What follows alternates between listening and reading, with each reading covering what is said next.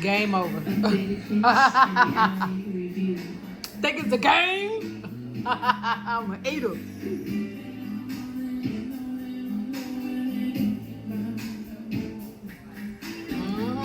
Think it's a game? What's down? That was good. Now, let's get back into Bible study.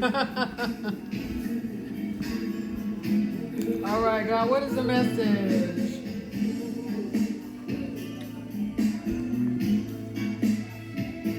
Think it's a game?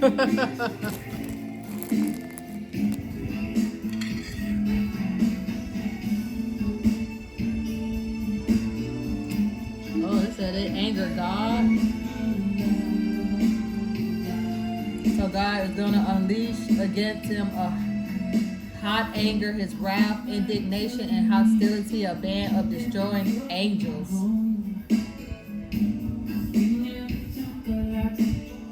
They angered him with their high places, and they aroused his jealousy with their idols. When God heard them, he was furious. He rejected Israel completely. He abandoned the tabernacles of Shiloh. Oh, shoot.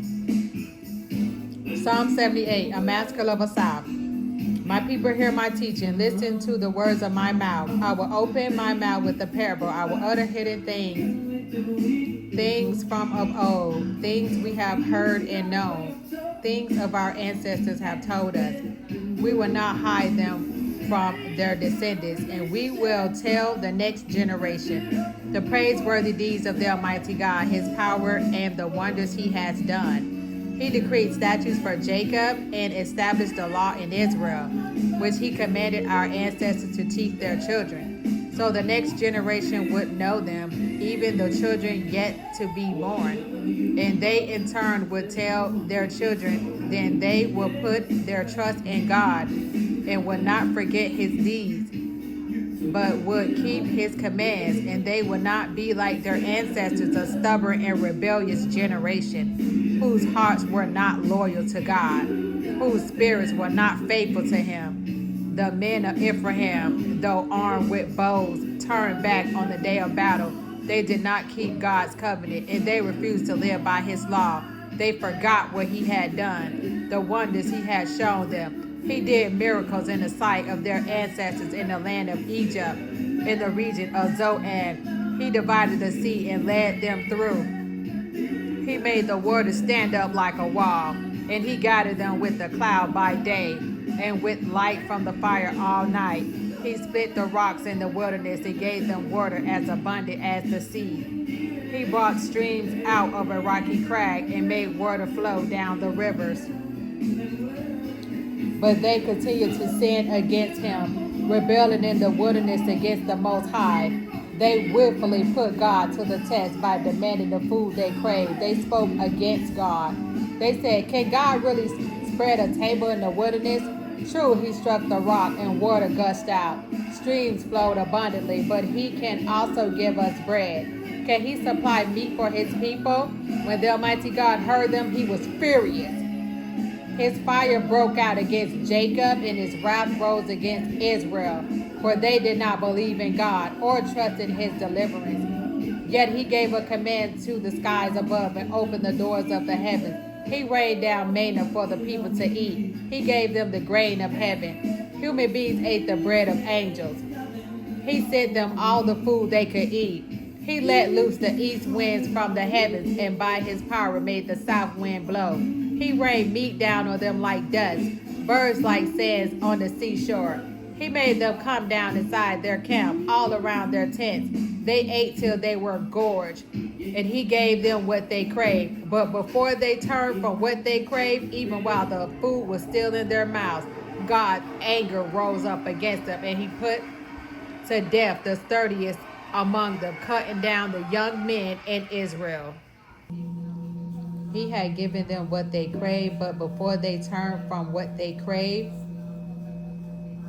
even while the food was still in their mouths, God's anger rose against them. He put to death the sturdiest among them, cutting down the young men of Israel. In spite of all this, they kept on sinning. In spite of his wonders, they did not believe. So he ended their days in futility and their years in terror. And whenever God slew them, they would seek him. They eagerly turned to him again. They remembered that God was their rock, that God Most High was their Redeemer. But then they would flatter him with their mouths, lying to him with their tongues.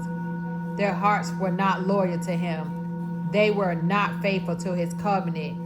Yet he was merciful. He forgave their iniquities and did not destroy them. Time after time he restrained his anger and did not stir up his full wrath. He remembered that they were but flesh, a passing breeze that does not return. How often they rebelled against him in the wilderness and grieved him in the wasteland. Again and again they put God to the test. They vexed the Holy One of Israel.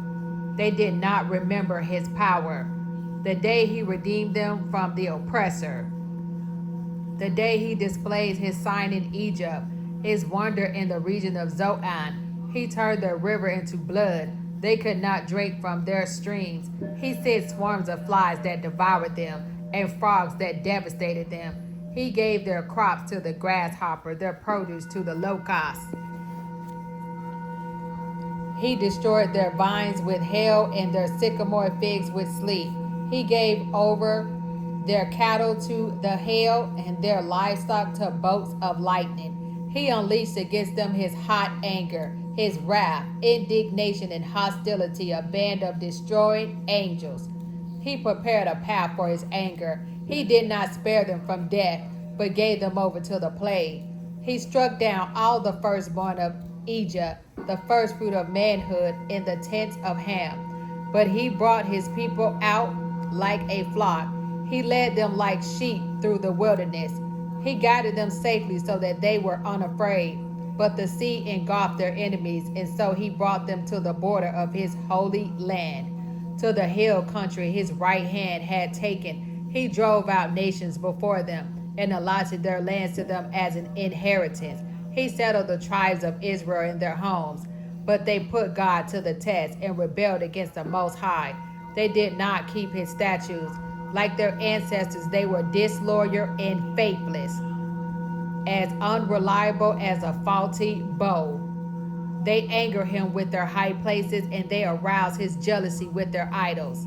When God heard them, he was furious. He rejected Israel completely. He abandoned the tabernacle of Shiloh, the tent he had set up among humans. He sent the ark of his might into captivity, his splendor into the hands of the enemy. He gave his people over to the sword. He was furious with his inheritance. Fire consumed their young men, and their young women had no wedding songs.